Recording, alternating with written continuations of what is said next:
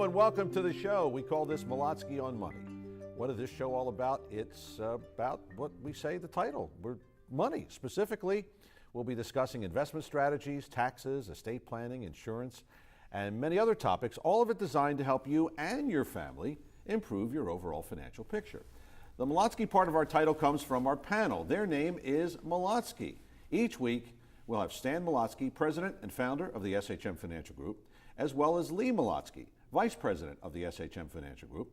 We invite you to stay tuned because we have some valuable information on tonight's show that we hope everyone can benefit from. And before we get into our topic, I want to have a special hello to two of my biggest fans, Jenna and Alexa Molotsky, age 2, twin girls.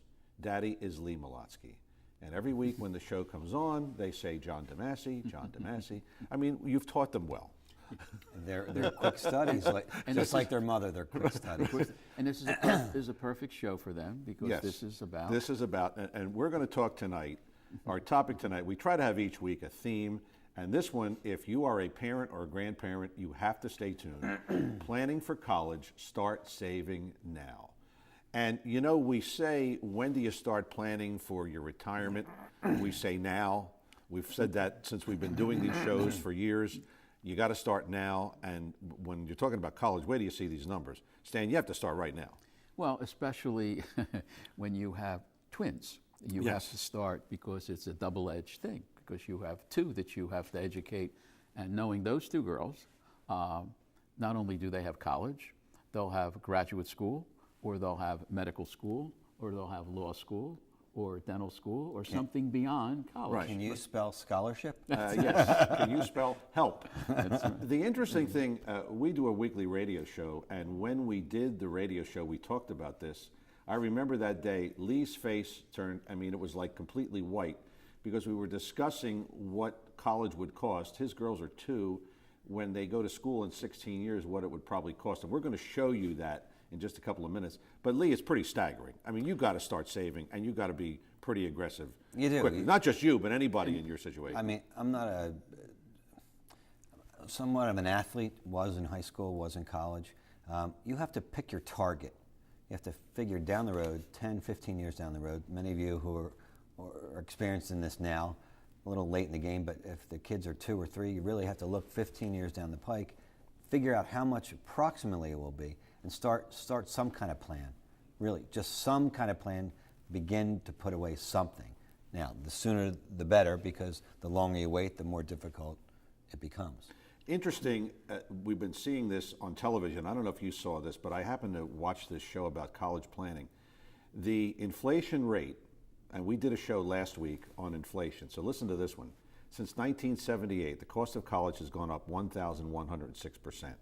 Stan, you talk about inflation. It's 1,106%. Double the cost of food and 5 times the cost of energy. and it's basically 5, 6, 7 times the reported inflation cost. The inflation cost that the government says is roughly 2.5%, 3%. It's 7, 8, 10 times that. And it keeps going up. The cost of college keeps going up every year, and sometimes 10, 15, even 20%. Well, and there's no reason for it not to in this regard. It's a money-making institution. Yes. And the more they can raise prices, they will, until all of a sudden they can't raise prices anymore, and then they'll level off and maybe even decrease the price of college in some cases, which is starting to happen now for some institutions. Okay, we're going to show you this chart, and again, if you're a parent or a grandparent, pay attention. This is the cost of actually waiting. It adds up. Assuming your child will attend a private university in 18 years at a cost of approximately $438,000. This is, Lee, would you explain this? If you start saving now, what does this actually mean? A lot of people are familiar with the term dollar cost averaging, so it's really part of your budget. If you start now and you put away about $1,200 a month, you should be able to reach that target based upon your goals and objectives of $438,000. But if you put that chart up there for another second or two, if you wait 5 years to start, instead of putting away $1,200 a month, you'll have to put away $2,000 a month. And if you wait 10 years to start, aiming for your target, you need to put away over $3,700 a month. that's a lot of work and a lot of money to put away. So the sooner the better. It's kind of like IRA and retirement planning. The sooner you get started, the more you'll have to reach your target. And that was if starting now, in other words, when the child is born, because you're saying if they're going to school in 18 years. Well, so that's- when the child is born, basically, you start with that $1,200 a month. And that $438,000 is the projected cost based on the last X number of years of inflation for college cost, what it will cost to send a child to a private institution. Okay, and with that, let's show you another chart which kind of goes hand in hand with that. Perfect. How much should I save? And we threw that number out there before. Look at the bottom there. In 18 years, in the years 2030 to 2034, the public school will be costing, you see there, $222,000 for a 4-year education. So, private, $438,000. Well, it's a Let's state alleviate- institution. Otherwise, Right. if Oh, you that go is- to Rutgers or if you go to let's Penn State alleviate or a University. little concern. If you look at the blue number in a public school, instead of 438, you need 222. So It's still a lot of money. Justin, take a deep breath. So it's half of that. If you have 2 or 3 kids or 4 kids, you can multiply that number times the number of children, assuming they're all going to go to school. So you're looking at $1 million for yourself. Is that for right? you- yeah, well, you Thank have you, two. John That's, DeMasi. again, but that's Thank you, John DeMasi. get people that's for 4 years Yes. of college. Now, Yes. in today's environment, the statistics show that something like 60 to 70% of the students do not graduate in 4 years. They take 5 or 6 years, Thank you, Pop-Up. and then forget just undergraduate. Today, it's important that you Graduate go school, on, right. get an MBA, you get on, you go to graduate school, maybe dental school, medical school, law school. That's an additional cost on top of that. All right, So- I want to ask either of you can answer this question. The first chart we showed there was, it said $1,254 per month, assuming you started when the child is born. What if you can't afford that? What do you do? Or how do you get that money? Start with half a pie. You start with something, even if it's, if it's $100 a month. It doesn't have to be 12. It's something so that at least there is a start for the child to get to college without totally overburdening the family. Which is, our title says planning for college, start saving now. So start saving, if it's not that $1,200, Anything, anything. something. Better than nothing, is what you're Exactly. saying. Think of Exactly. your job. We talk about this in retirement planning. The same idea or adage applies to college planning. It's really devise your budget, figure as though instead of losing your job, you had a pay decrease, right? So you had a decrease of 10%. Make that 10% your side fund or slush fund for your college planning. So instead of $1,200 a month, make it $300 a month if you can handle that, or $400 if you can go up a little bit. But consistently put away something as though it's your own bill. Consider Okay. college a bill, which Right. it will be down the road for Exactly sure. right. It'll be a big bill. So, all right, we got more to talk about here on the show. We're discussing here tonight, Molotsky on Money, planning for college. Start saving now. We have plenty more to talk about, a lot more information to show you, and all of it, of course, designed to help you, if you're a parent or a grandparent, to help you plan for your child or grandchild's future as far as their higher education is concerned. With Stan and Lee Molotsky, I'm your host, John DeMasi. We're coming back with more of this edition of Molotsky on Money, and we'll do that right after these words. Don't go away.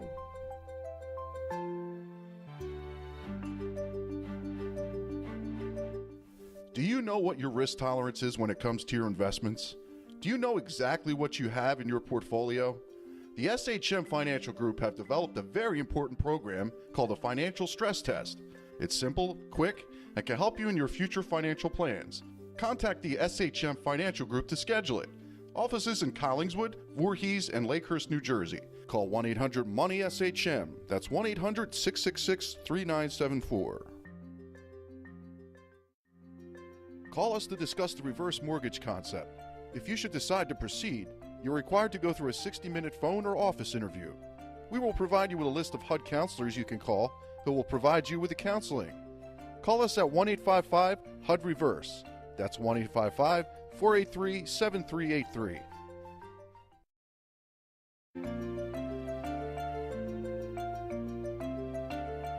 Welcome back to Molotsky on Money. I'm your host, John DeMasi. Don't forget, if you have questions about not only tonight's topic, but if you have questions in general about your particular financial situation, we encourage you to contact Stan or Lee Molotsky or any member of the SHM Financial Group. You can call them, you can email them, you can go to their website, and all of that is up on the screen from time to time throughout the course of the show. We're discussing on this particular program planning for college. Start saving now. And if you are a parent or a grandparent, whatever the situation, and you think that your child or grandchild is going to college in the near future, you better pay attention. Don't go away, because we have a lot more to talk about. And Stan, the interesting thing that we talked about during the break was, not everyone can or should go to college, because maybe they're not cut out for the academic life, but perhaps they can do something. And we're not talking about college, maybe a trade school or that kind of thing. Well, that's the thing. I mean, plus the fact that as the child gets older and they start to develop whatever it is they're going to develop. Like you said, not everyone is cut out for college, but there are a multitude of other things that they could be doing that could further their education. Like you said, the trade schools, those kinds of things. And even in today's cost of college, it's critical that, you treat it, I guess we could say, like a business. It's really hard to say that, but each family unit is a business. And you say, okay, this student is a business that I'm going to invest in. Yes. The family says. Yes. Okay, how much can I afford to invest in this business? And that's what you have to determine. How much you can afford based on what you've saved and what you're in the process of saving. And there are a multitude of investment choices that are available to help you do that. And at the same time, when you're looking at the cost, there's nothing wrong with starting out at a community college, then transferring to the college that you want to get your degree. Very few people ask, where did you start college? They say, where did you graduate from? Where'd you graduate right? from, Okay. and what is your degree in, and you go on, from there. All right, Lee, there's a thing called a 529, and we're going to go through some charts to show the folks here the different choices. But one of the things that you talk about here, would you explain this about automatic allocations? How does this particular investment work? Yeah, quite frankly, I'm not a big fan of the automatic allocation. It's what we call a target-based fund, and what it does is automatically, the closer the child gets to age 18 or so, it becomes more and more conservative. I think that's a kind of I don't know how to say this, but it's really not, the results of the age-based college planning plans have been mediocre at best over the last 10 to 12 So years. you'd rather do it on your own, or is that something you would help people yeah, with? it's something that we're involved with, Okay. with individuals and Well, I families. think we should back up a second But and talk a little bit about, what is a 529 plan? I mean, a lot of Yes. people don't even know what Yeah, that is. explain that. What is a 529 plan? Basically, the government created this program that says that a parent, grandparent, anybody can contribute to this plan, which is called a 529 plan, and it invests in a multitude of different things earmarked for the specific student to go to college. The advantage of the plan was supposed to be that when that money came out, there's no tax on the profit of that 529 plan, the money if it's earmarked specifically for college. Now, the grandparent or the parent can own that particular asset earmarked for the child, and if that child doesn't go to college, it could be then passed on to the next child, or it can be utilized for the parent to be used for college, as long as it's for college. And it could be a trade school, it could be school for beauticians, or whatever it is for a higher education thing. And it gets it out of the estate of the giver, and it allows that money to be then taken out without the tax obligation. The problem, like Lee has mentioned, with the 529 plans, they've been a disaster in most cases because of the performance of where it's invested. And where has it been invested? Most of the time in the stock market. Well, most people, when they look at the last 10, 12 years in the stock market, have been relatively flat except for the last 3 months where the market has taken off, and now it's higher than it's been at all time. So that's a different kind of scenario. So if you had money invested in a 529 plan, as in most investments, 5, 6 months ago or a year or two ago, the gains are terrific. But if you go back long term, the performance of these things has not been that good. Okay, so Lee, what do you do with all that being said? What would you recommend people do right now? Do they do the 529, or do you just put it into a mutual fund or something like that? I mean, a little bit you have to do, instead of putting everything into a 529, again, the main advantage with the 529 is it's out of mom and dad's estate, if that's a concern. It's out of grandma and grandpa's estate, if that's a concern. But the main benefit of the 529 is the tax-free nature of the growth. But the problem has been there has been relatively little, if any, growth in many of the 529 plans. So that tax-free benefit has really not existed. There are alternatives. Should you have a 529? Maybe you should have a portion of the child's educational funds in a 529. But there are also alternatives where there is no risk, if any, to the principal. The monies are in there linked to the gains of the market and without any risk to the principal. So you may want to use a number of vehicles, 529s included, as part of the package. You may want to also use some principal protected instruments to kind of balance out some of the non-performing 529s. Okay. Well, the key is whoever you go to get this advice, they should have a variety of different things to offer, not just one specific plan or one specific program. And even in the 529 plans, there are so many different 529 plans offered by so many different entities that have so many different variations of cost. That's important because if you eliminate most of the internal cost, the total performance will be that much better. And that's So- part of being an independent entity.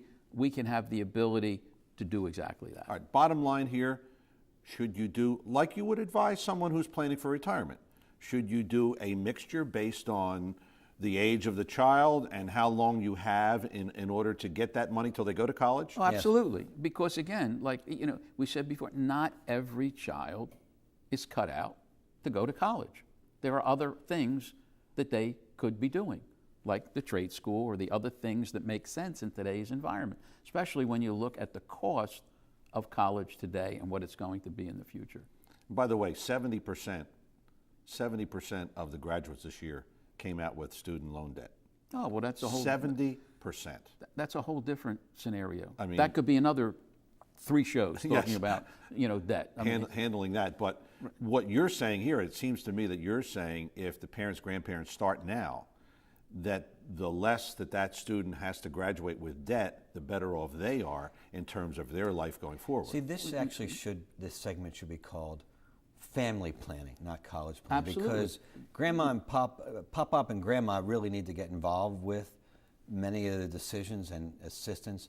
Many families are having difficulty, obtaining that goal of all the monies in the college plan. So it's really family planning. Are there assets that grandma and grandpa want to eliminate from their estate? Can they help out for little Joey and Susie's college planning, et cetera? So it's really a family you mean issue. Alexa and Jenna, don't you? Right. I mean, Well, in I your was just going to case, say, Alexa, are that's you're- Well, you have 5. Yeah. Well, and again, I And mean, you're involved in that, yes, correct? I mean, we have set up accounts, for the grandchildren to help supplement, some of that cost. Yes. But supplement is the key issue. Yeah. I mean, it's a supplemental issue. It's not, you don't have to have all the $430,000 in the bank right now. But the more you have, the better off you are, which is really your point, correct? I mean, Correct. the more you have, the more people saving, the more people getting ready for this, the better off that student is. Well, when we go through the process and we point out the cost of college, and sometimes the clients will say, I can't. I mean, there's no way I'm going to be able to afford that. My family just can't do that. I say, well, look at it this way. Why don't we prepare to try and have at least the equivalent of the first year's cost Good in the point, bank? yes. Then let's see what happens. If we can get that there, at least they can get into school and how much it means to get into school. Then from there, there's always ways to go on from that. So they may not graduate in the 4 years because most kids don't anyway. Maybe they'll work 6 months and then go back, right, Or okay. take part courses, go to to county college and that kind of thing. All right, we're coming up on a break here. We have plenty more to talk about here on the show. We're talking about planning for college. Start saving now. Yes, we do have a lot more information for you and a lot more to talk about here on the show. It is Molotsky on Money with Stan and Lee Molotsky. I'm your host, John DeMasi. Coming back with more show after these words. Stay with us.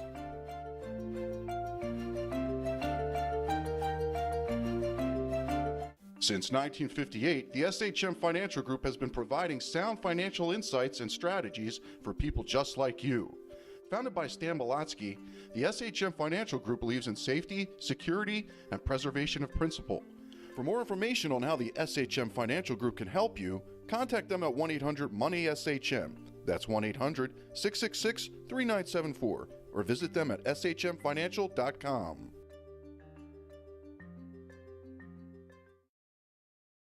Throughout our working years, we accumulate as many retirement nest eggs as possible.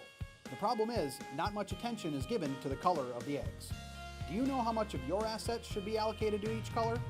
At our firm, we have a system that helps you allocate your retirement nest eggs correctly. We have a simple way for you to group your retirement assets into red, yellow, and green money. Give us a call today and we will help you sort and label your retirement nest eggs, giving you a clear picture of the color of your retirement.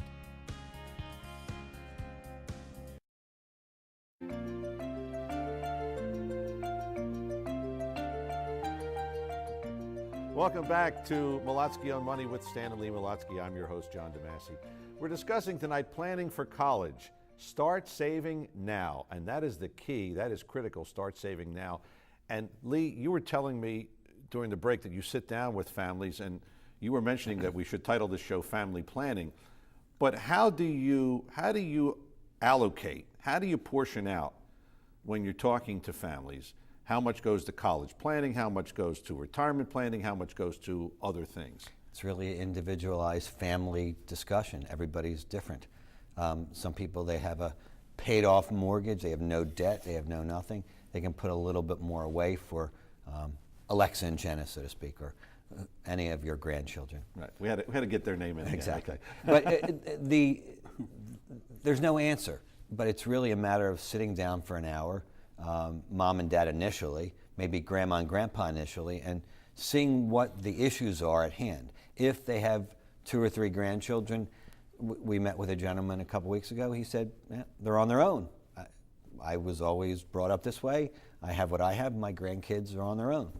Which is fine, but that's his particular philosophy. It's his prerogative. Right. We have other grandparents that are very concerned. They've gifted many assets to 529s and other things to help for their 3 grandchildren's education. Maybe the kids are only 3, 4, and 5 today. And every situation is a little different. The idea is to really just sit down, take an hour, explore, and see if there's ways to dice up the pie a little differently. And plan. And to plan it. It's all about planning, right? And starting now. It really is. Okay. Let's get to some questions here. We have a couple of email questions, and this is from Katie in Northeast Philadelphia. She says, my grandson is 10. I told my son to start saving a long time ago, but he says he doesn't have the money. I started a small savings plan a few years ago with my local bank. I'm afraid my grandson won't have enough, and he is very smart and does well in school. I have about $5,000 saved. How can I either get more or explain to my son why this has to be done now? Well, hopefully your son is watching the show, Katie. Good luck. The $5,000 probably will take care of books. Yes. I mean, yes. you know, it's or again. Well, he's 10 now, so she's got 8 years basically. Okay. So, and again, looking at that particular situation, maybe the best answer is there are loans that can be granted. There are borrowing that can be done. There are different things that will help the child get to school. And if the economic unit, the family, can't afford the $40,000, $50,000 that it may cost or more, then how about a community college for a year or 2 and then transferring to a college after Which that? makes a lot of sense because does, it's much less. Especially in today's economic environment.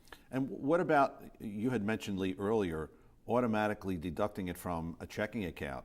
Could maybe her son start something like that? Maybe even $50 a month. Would that work? It's a beginning. You need better to than start nothing, right? Start with the beginning. Right. You have to get into the game. So Okay. if it's $50 a month, it's $50 a month. You have to start with that first small step and then take a But bigger step. it's got to be no matter what, come bleep or high water. Right, exactly. You just got to keep plowing through. Keep doing it. Okay, we have more questions here, again, from a variety of sources. This is Bill in Gloucester City, New Jersey. I've listened to you guys for years on the radio. My wife says we should take out a second mortgage to help our granddaughter pay for college. She wants to be a botanist, and apparently that's very expensive. I say we shouldn't do it. We should help where we can, but we're in our late 60s and shouldn't be taking on more debt. What do you say? Stan? I agree with her. I don't think they should do it either. And again, a botanist is an interesting occupation, but what is the economic return on that investment for a botanist? Are there a lot of people lining up to hire botanists? I don't know. I don't know. But it sounds expensive because he mentions that the school is expensive. Well, it could very well be, but there's ways that you could do this. If the child, in effect, can borrow money, and that's the direction that the family unit decides it's going to take. but the grandparents still want to do something without upsetting the ability for the parent or their parent or the child to go and borrow. They could pay a certain amount of money directly to the college towards tuition. Not a loan, not a grant, it's not a deductible event, but it's a deposit directly to the college, which means that there's that much less that their kids... It's like a credit to their granddaughter's account. Exactly Okay. right, exactly right. This may be an odd commentary, but we had a case recently, about 6 months ago or so, very similar in nature to the folks that we just talked about, who did a reverse mortgage on their house. They had no debt. It was a $200,000 home. They did a reverse mortgage for $100,000. And some of that $100,000 that they got from their reverse mortgage, they put toward their grandchild. So that's another way to do it. There's a lot of ways to do it, correct? Yes. Again, it comes down to doing what's right, but it's a business decision based on that family unit and what kind of potential return are they going to get from that investment. Okay, I believe we have time for one more email question here, and let's see what this one's all about. This is Elliot in Cherry Hill, New Jersey. He says, I've heard pros and cons on these 529 plans. I currently have one for my son who is now 12. There's some money in there, but I'm hoping his bar mitzvah money helps add to this. My wife says we should move the money into something else. Can you help us solve this problem? Ask for extra gifts at the bar mitzvah? That's I would think the 529 money is probably going to be enough to pay for the bar mitzvah. Okay, all right. But it's again, what you have to look at, as we said in the beginning of the show, there are a multitude of 529 plans. The older ones tended to be much more costly than the current ones. Right. So there are a lot of different plans that are available today that are a lot less expensive internally that one should look at. And we have a process that we do. We do a comparative analysis of what the current plan is versus some alternatives using some 529s and some other different things to help that particular person decide what makes the most sense. Should he move this now? Should he come out of this 529 now? Yes and no, depending again on the cost You'd have and to the look at it, performance. obviously, right? Absolutely, One sure. of the things from the earlier slides talked about age-based or automatic allocation. Those are among the poorer performing style 529 plans. They're automatic rebalancing, and over a long period of time, 10, 12 years, they tend to way underperform normal 529s. Well, there you have it. Planning for college, start saving now, and we literally mean right now. That's going to put the wraps on another edition of Molotsky on Money. Don't forget, if you want to call, you want to email, or you want to go to the website to see Stan or Lee Molotsky to get in touch with them, feel free to do that. Oh, bye, Alexa and Jenna. Good night. Good night. For Stan and Lee Molotsky, I'm your host, John DeMasi. Always a pleasure. Thanks for watching. We'll talk to you next time. Molotsky on Money right here. Take care.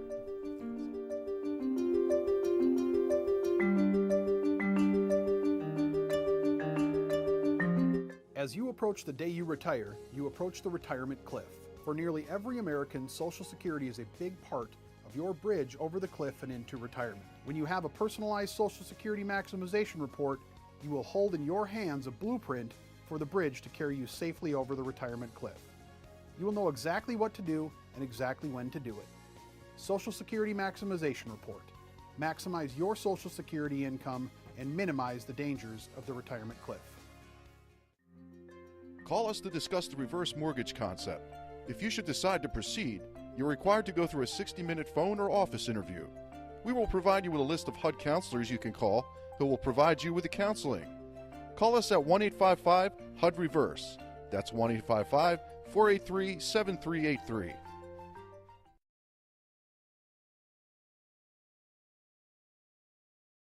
Since 1958, the SHM Financial Group has been providing sound financial insights and strategies for people just like you.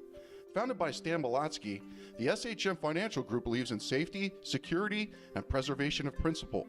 For more information on how the SHM Financial Group can help you, contact them at 1-800-MONEY-SHM. That's 1-800-666-3974, or visit them at shmfinancial.com.